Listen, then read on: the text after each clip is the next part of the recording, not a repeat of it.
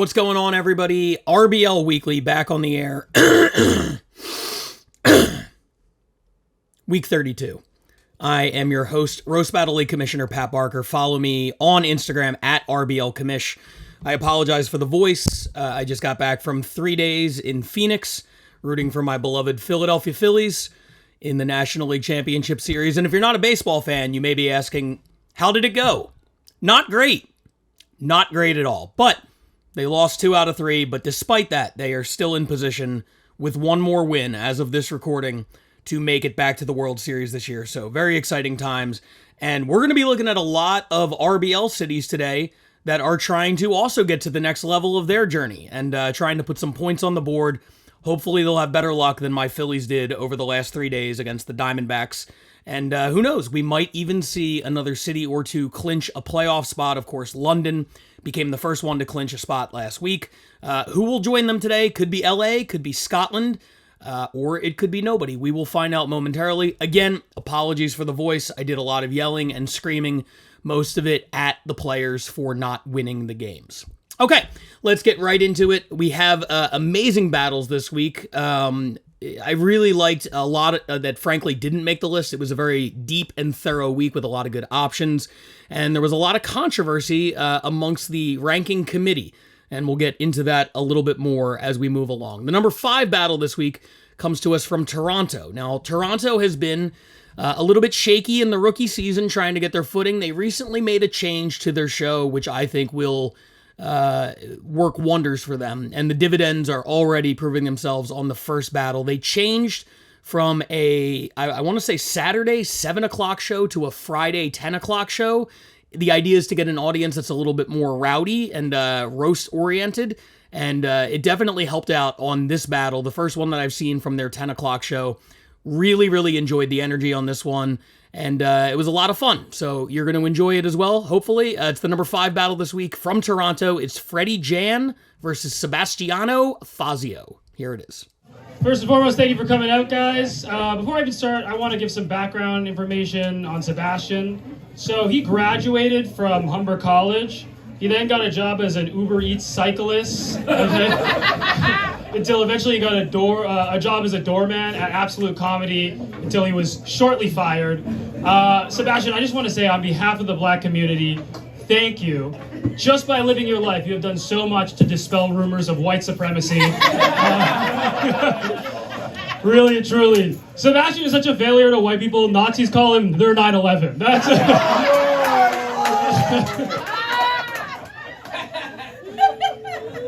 Thank you, nephew Jemima.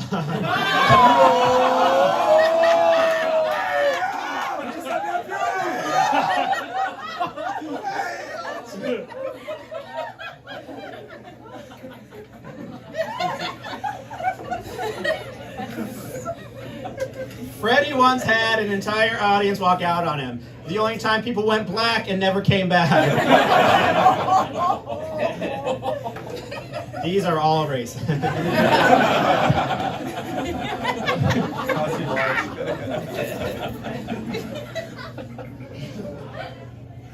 Oh, that was it. My bad.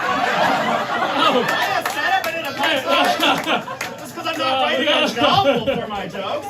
Sorry. All right, okay. So Sebastian went to Build-A-Bear,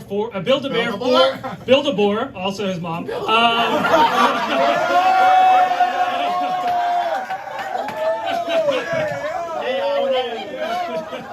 Freddie, when I want oxtail, I'll hit up your mom. Sebastian, you couldn't handle the spice, honestly. I take Carolina Reapers. I only couldn't handle the spice because your mom's gonna make it burn the next morning. All right, I'll get to the real joke. I did have an actual joke. This deadass is true though. Sebastian went to Build-A-Bear 4 times in 1 month, and he would have gone a 5th, but they stopped him from putting holes in the crotch.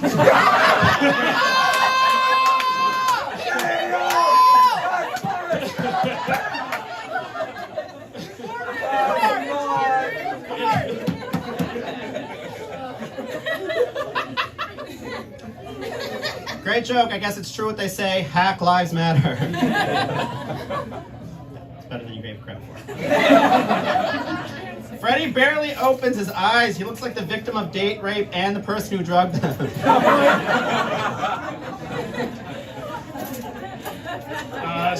Sebastian's favorite game growing up was Mario, because it's the only world where short, annoying Italian men don't die alone. There's a little bit more here, okay? Which is ironic, because I call Sebastian the anti-Mario, because he's dedicated his life to capturing blonde women.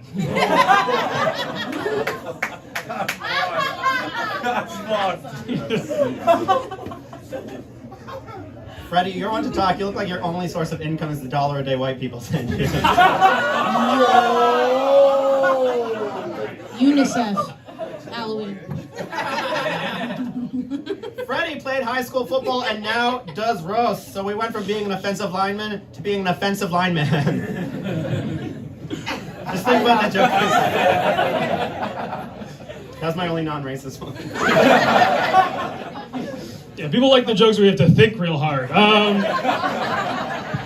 Okay, Sebastian's body and hair are so oily, his skin has never felt the touch of water. Which is why he said he loves the movie Grease, because representation matters.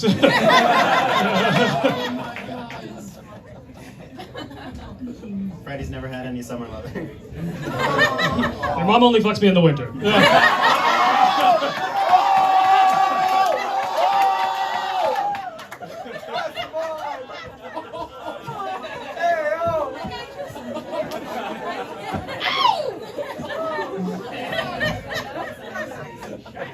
Even if I fuck your mom in summer, she's still the coldest thing I've been inside.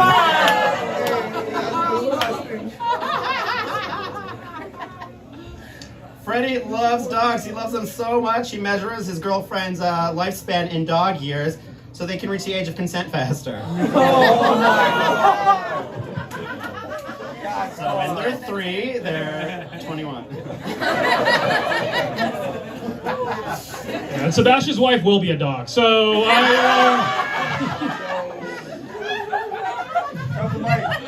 because your sister said I do. Oh, man. All right. Now, this is also true, okay? So, as a child, Sebastian wanted to be a cop. Until later on in life, he wanted to become a basketball player, which is crazy because that means he's so Italian. His childhood dream was shooting between the eyes of black people.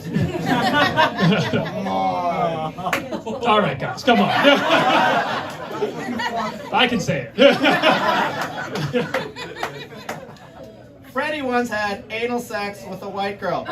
How racist, making a black person use a separate entrance. Sebastian, they say the eyes are the window to the soul. So I think your soul has Down syndrome.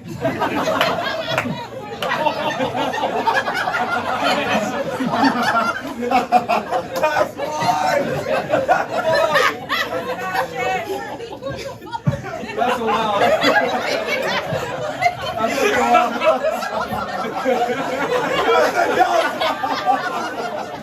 You guys are laughing at a retarded person. I hope you know that.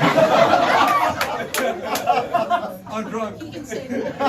I can say that. I'm just taking the word back. Can't decide in between two. This is so hard. Freddie. Okay, this is gonna be racist. Freddie was surprised, Whitey. Freddie was once hit by a sports car. Wow, even in 2023. Black men are still hit by whips. So there it was, the number 5 battle this week coming to us from Toronto. Toronto picks up a point.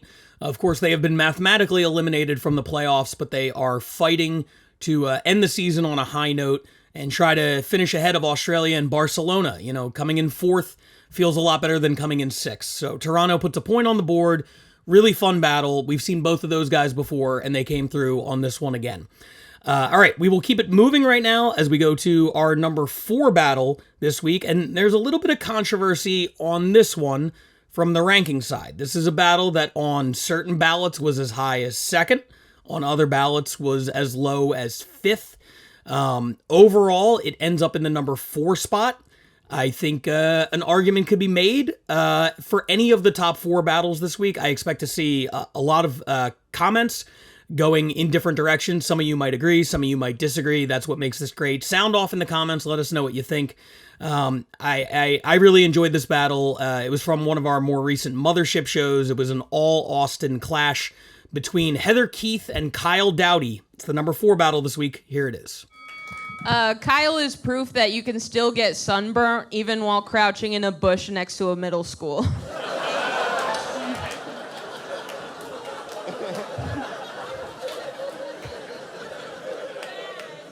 I gotta really work on the timing of that. They're always outside at noon. That's when the sun's the highest. And they're the hottest. Hell yeah. I'm happy to be roasting Heather. Heather's great. Heather looks like she burps after blowjobs.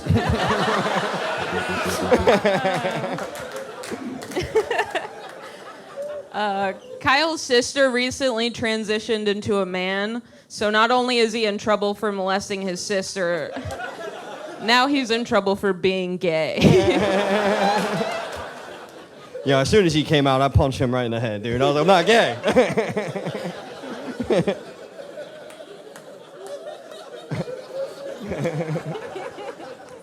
Heather looks like she refers to her pussy as Taco Bell menu items. You like that Crunchwrap Supreme? It's not that crunchy. Kyle looks like he has a hard time picking which pair of Oakleys to wear to the strip club.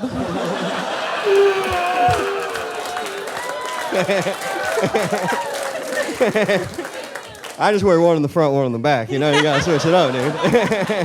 That's what he says in bed, too. Oh, I'm not gay.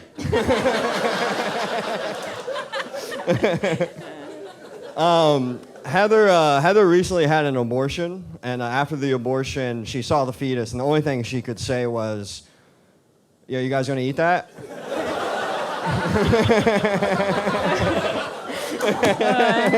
I also said, oh, and it's red and bloody, just like Kyle.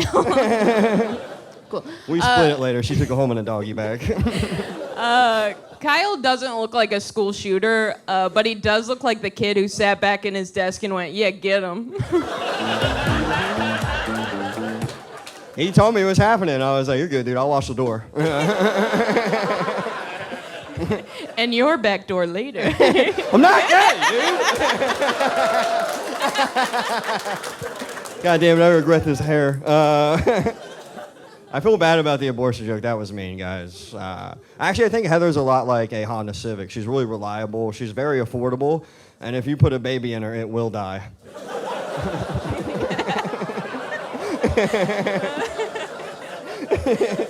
It's so hot in there. Kyle looks like he would date rape me on a dare. And then once I take my glasses off and let my hair down, he's like, whoa, I'd rape you for real.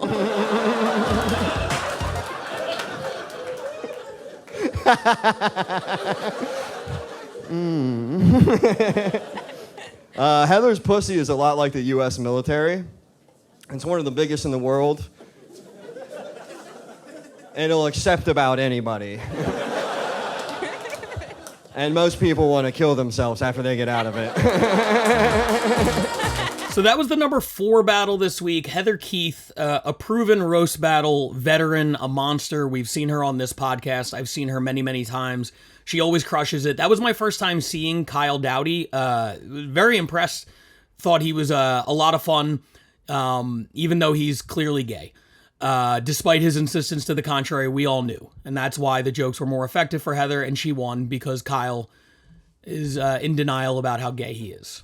That's my take personally, but it's just one man's opinion. Either way, Austin picks up 2 points. They came into this week 5.5 points behind New York for that second playoff spot. They pick up 2 points, move a little bit closer for now. Still to be seen whether or not New York will make its presence felt in this episode and pick up some more points and widen the gap, or if Austin closes it just a little bit.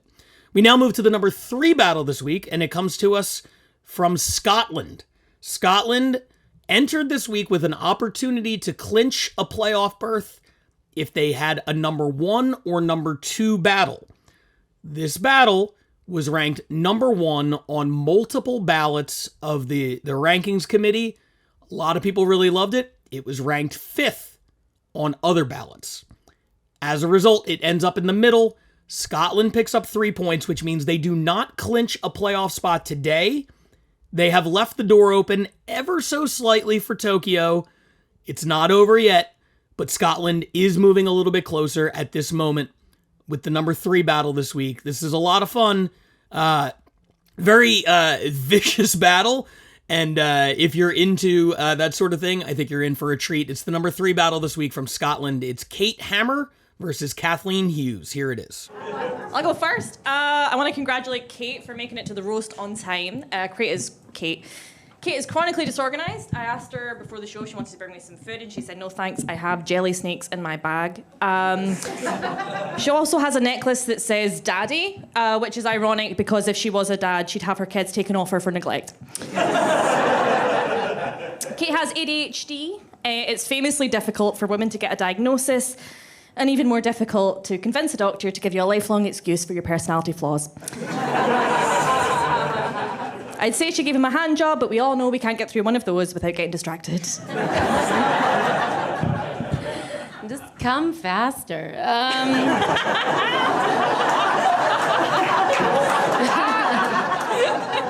Kathleen and I would dress like Barbenheimer tonight, so I just... Thank you. I think she misunderstood because I dressed like Barbie and she dressed bad. Kathleen goes by both she, they, and she, her, and they, them pronouns, allowing them to be both a stupid bitch and a two-faced bastard.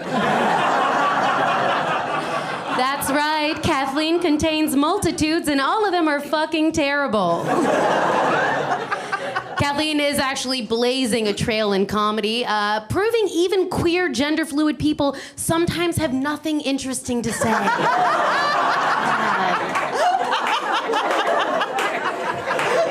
Yeah. Kathleen is bisexual, which is nice of her to allow every single gender to look at her and say, not a chance in hell.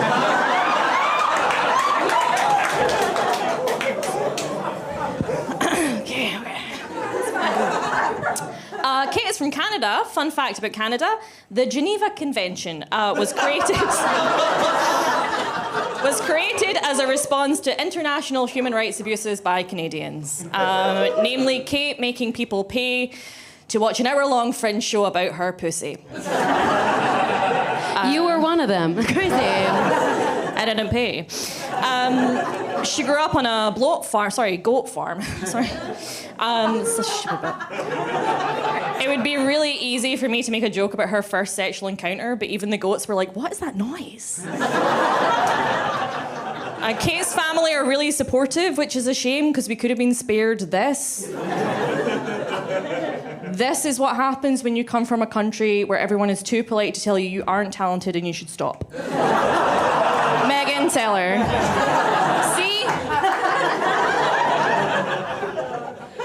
They like me.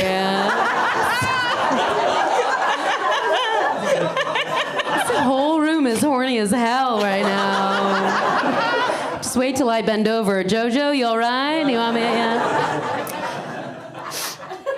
Kathleen has been doing comedy for 3 years, and we're all just impressed she keeps giving it a go. Kathleen is what's known as a warm-up comedian. She's been warming up for 3 years, and we're just all waiting for her first jokes. Tonight's the night. To lose your joke virginity, then your joke of a virginity. All right. That's so dumb. She's a whore. Kathleen did a one-woman show at the Fringe, but babe, that's usually how you describe how many people are on the stage, not in the audience. It's a good one. It's good that Kathleen really likes ghosts. She's really into ghosts, because then she can pretend there's another reason she keeps hearing boo when performing. When whenever a local Edinburgh Ghost tour needs a little spicing up, they bring Kathleen in and tell her to do her best material. Boo! Kate talks about immigrant experience on stage. She moved to Glasgow to study television, which is really brave. It's the same degree that Amanda did. Mark, you want to fucking come for me too? Bring him up. No, Kate is a comedian, a writer, a filmmaker, an actor. There's no end to the creative pursuits that you are just okay at.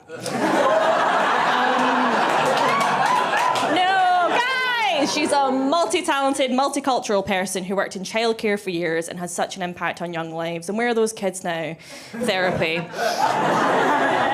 And Kate's a comedian, but her brother is a firefighter, which means that he rescues people and she makes people want to run into burning buildings. Kathleen has hypothyroidism, making her lazy and cold.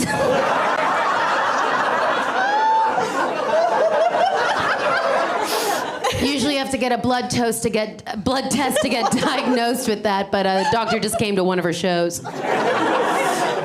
Kathleen's whole family is from Scotland, have been for years. Not by choice, that's just because not even Australia would let them in.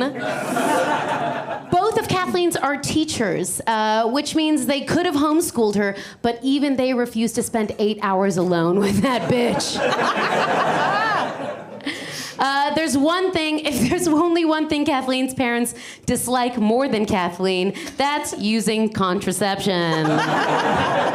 They did grow to like her, though, don't worry, they called her their little rugrat. Their little regret. Sorry.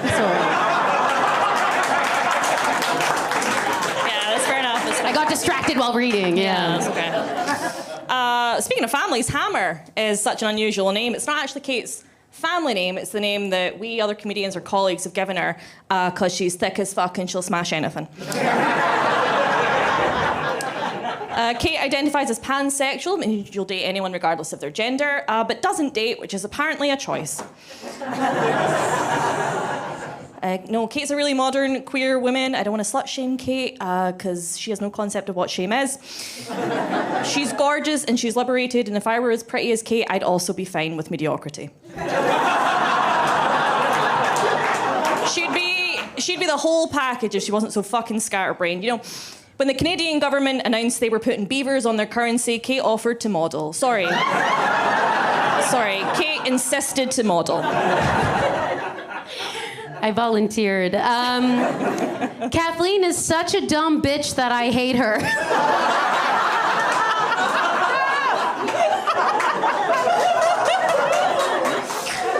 Oh, sorry, that's a text from your mom. Sorry. She doesn't say hi, by the way. Kathleen doesn't have any hobbies, making her the perfect woman. Sometimes you don't want depth in people, you know? You just want simplicity. With Kathleen, you get what you see, an out-of-work lesbian who hates herself more than her mother does. It's okay, we're friends. Oh, I'm not done. Kathleen is... All right. Kathleen is IBS, making her the only exception to the rule. Hot girls have stomach problems. Turns out gorgeous girls have IBS, and then also Kathleen. Kathleen is actually a published author, though. She contributed to the dictionary because her picture is under lesbian who gave up. Also bitch, also dumb, also stupid, also chlamydia.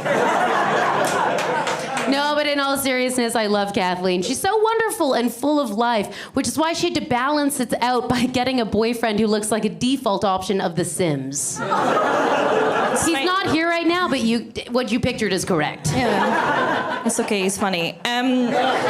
Seriously, I'm so glad Kate is here, revolutionizing female perspectives in comedy by talking about her tits and vagina all the time. She's always pushing boundaries, and her acts like playing comedy songs on the guitar. She doesn't care about only knowing 3 chords or being likable. Neither do you, apparently. Like, I've given her a lot of shit tonight. It's so impressive that you can spend so much time around male comedians and still always somehow be the most obnoxious person in the room.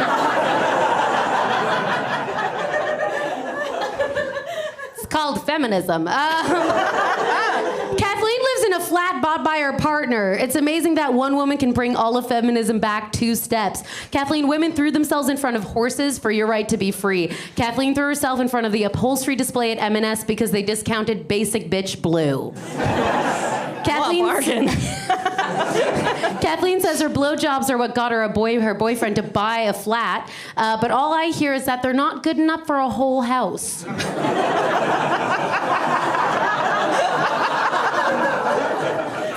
Also, her rim jobs got her banned from Aldi.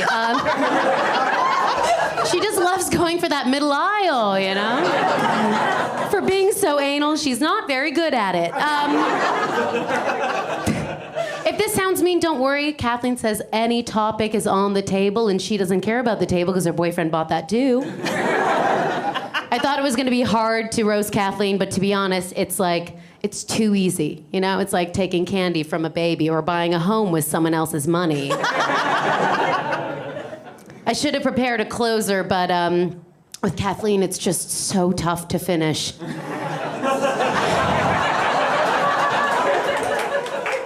Which is what I hear from her boyfriend. Also, fuck you. Great, yeah, fuck off. So there it is, the controversial number 3 battle this week. Kate Hammer, Kathleen Hughes, ranked number 1 on multiple ballots, ranked number 5 on multiple ballots. It ends up right in the middle. I will refrain from giving my personal opinion. My personal opinion is I enjoyed all the battles this week. I will not tell you where I ranked it or anybody else individually. I will say, very enjoyable battle, and Kathleen is a dumb bitch, and I hate her. Might be my new favorite roast battle joke of all time. So, Kate, very, very mean, especially for a Canadian. On that sliding scale, absolutely unbelievable. Vicious shots back and forth, but both having a good time up there. Scotland picks up 3 points. So as of this second, they are 10 points ahead of Tokyo for the second and final playoff spot, which means the door is still open just a little bit for Tokyo. They also move a little bit closer to London, Scotland trying to take over the number 1 overall seed in the international division. You might ask, well, what's the difference? Whoever comes in first, when the top 2 teams square off in the playoffs, whoever finishes first will have the opportunity to choose whether they want to go first in their battle or defer. And from somebody who has done a whole bunch of these things, let me tell you, that can make a very big difference. Might sound like a minor thing, but that's what they're fighting for with the number 1 playoff spot. So Scotland inches a little bit closer to London as they try to take over. Now we go to our number 2 battle. It's from London. That sucks. Sorry, Scotland. As a result of this, London moves 10 points ahead of Scotland, which is 10 points ahead of Tokyo, which means both Tokyo and Scotland are on the verge of missing out on their next level. For Tokyo, that's making the playoffs. For Scotland, it's the number 1 seed. London picks up 4 points for this battle, and it features a very familiar face, perhaps the MVP of the league. We're going to find out shortly.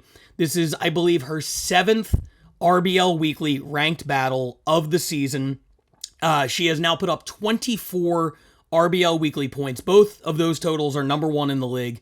I'm talking, of course, about Shalaka Kurup, who has had an incredible season. Also a 13-3 record to show for it. She has been unbelievable. And also unbelievable is this battle that we're about to show you. It's number 2 this week. It's Shalaka Kurup versus Elliot Brown. Check it out. This bouncer from Legoland is Elliot Brown. Elliot has an irritable bowel. The only thing more tragic than that fact is his hairline.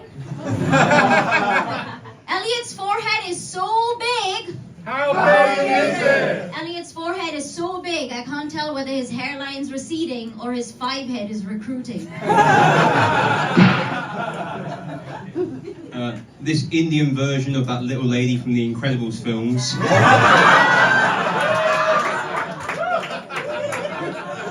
Shalaka, Shalaka's Indian, but she has a white boyfriend. She said that she specifically only dates white men. It's so she can keep up with her ancestors' tradition of getting fucked by the British.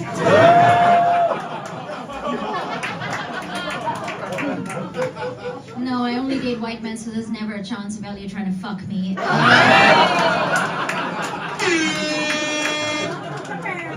Anyway, this inbred stool sample is Elliot. Barbados, like Rihanna.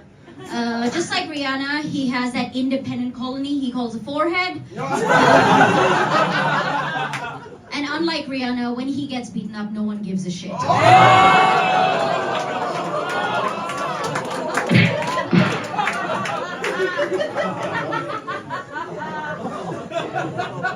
This background actor from Slumdog Millionaire.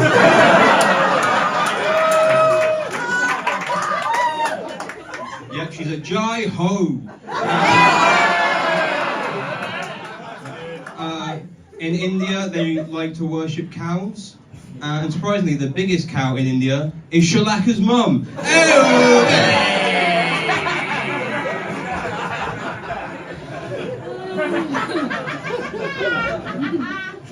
This divorced chipmunk is Elliot Brown. Elliot was actually in a documentary called Are My Antidepressants Worth It? And judging by the fact that he hasn't killed himself yet, no.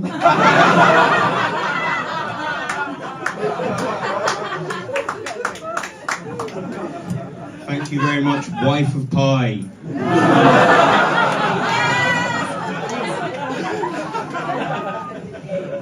In India, they love cricket. Shalaka actually treats her boyfriend like cricket because she knows at max she's banging a 6. I wouldn't say that Shalaka has a face for radio, but I would say that she has a voice for scamming people on the phone.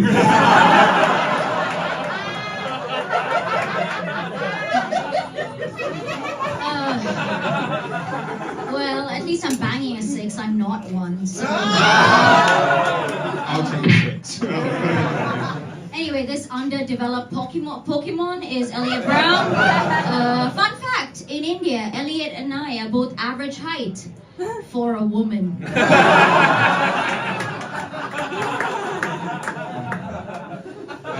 Shalaka has a PhD in trains. It's true. Yeah, she knows a lot about trains, or as experts call it, autism.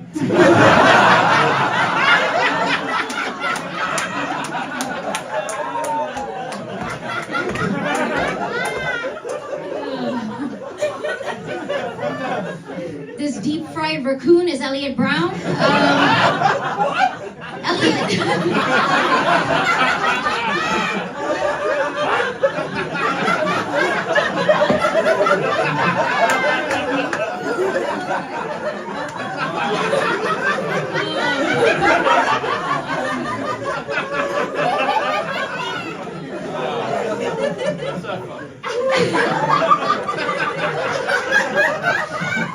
Okay, Elliot is actually mixed race, because it would be a disgrace to look at that shade and call it black.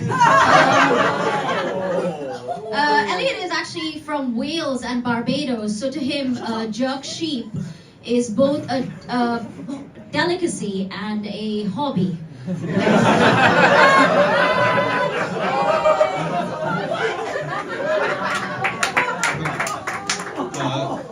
This one half of 2 kids in a trench coat.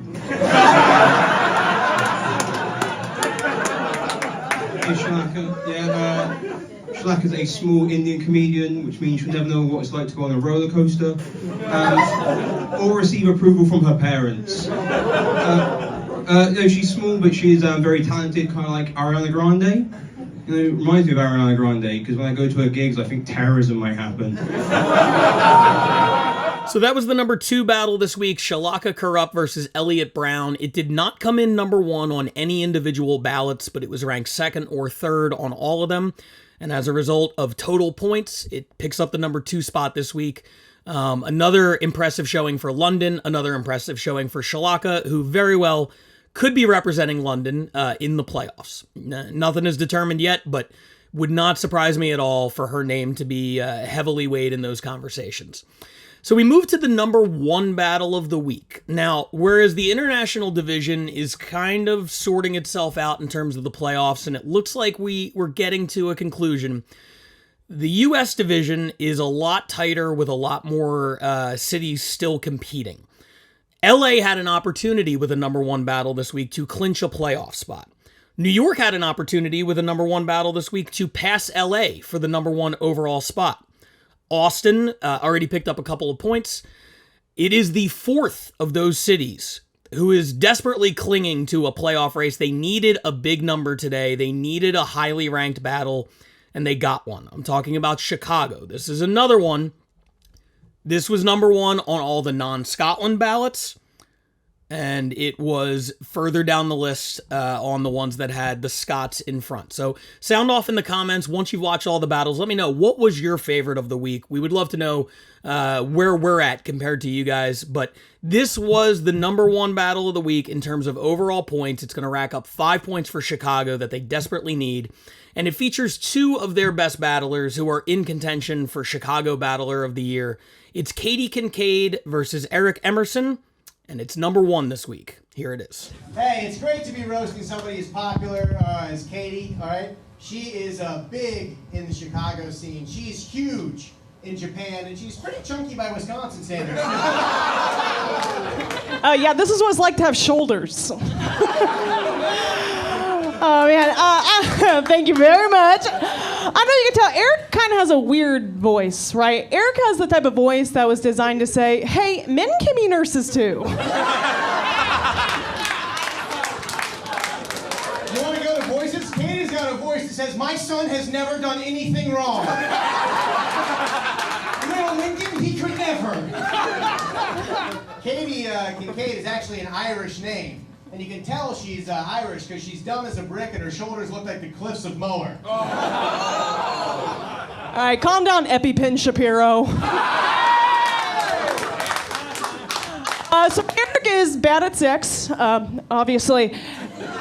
Eric is so bad at sex that when he doesn't make a woman come, his immediate response is to go, oop, awkward turtle. That's also how he fingers them, too. Yeah. Katie's so bad at sex, she dresses like the dad from a 90s sitcom. I'm going to go ahead and say you should probably go back to NPR, Paula Pound Cake. I don't think this is working out for you. You got a face for ham radio and a body for ham. Dude, you are a pool noodle of a man, okay? Doesn't Eric look like the type of guy who gets a little too excited about going to a hibachi grill? They throw one shrimp into his mouth and he's already like, thank you, sensei. They throw one shrimp into her mouth and she says, more shrimp, please, right now. Like, yeah, that shrimp looks like your penis. That's pretty good coming from post-op Jim Carrey. Shut up, live, laugh, libertarian. You're dressed like you pee standing up. Katie's dad actually operates a karate studio, and she always wanted to join, but that many crouching tigers threatened to reveal her hidden dragon. Yeah, I had to learn self-defense so I could fight off his where's my hug energy. Man,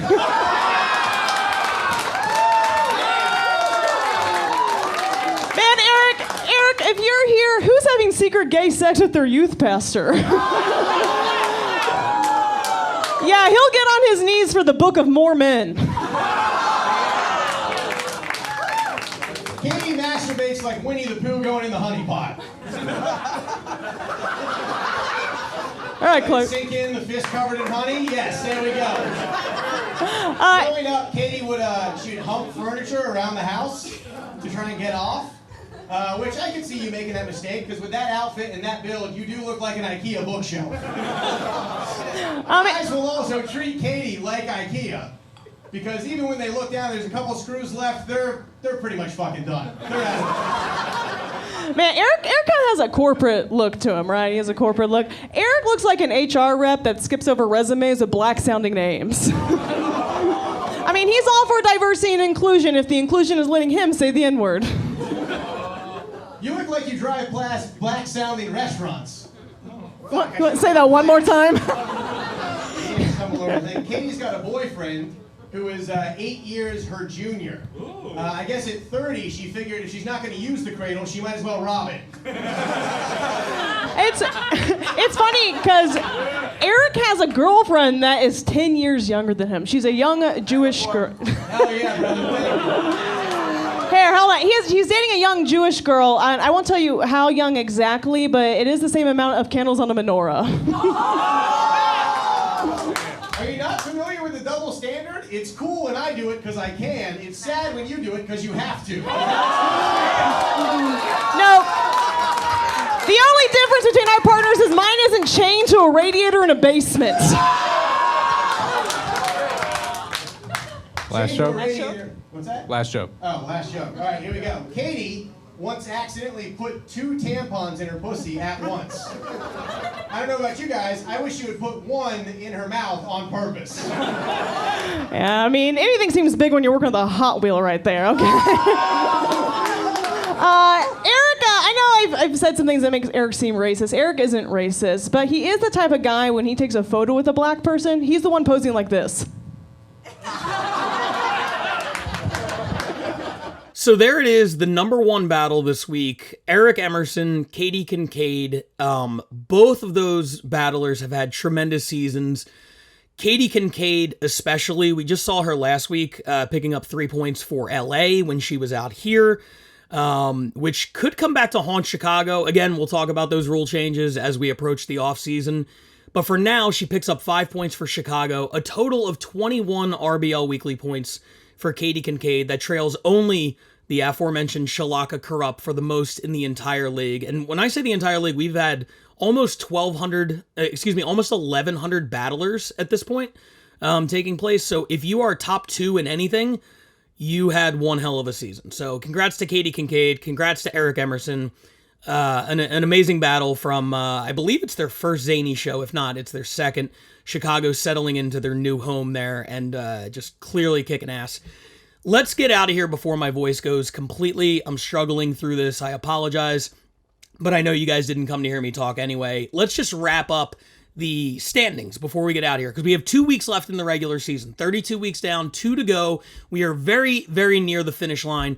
We will cover the international division first. Like I said earlier, pretty clear what we're looking at here.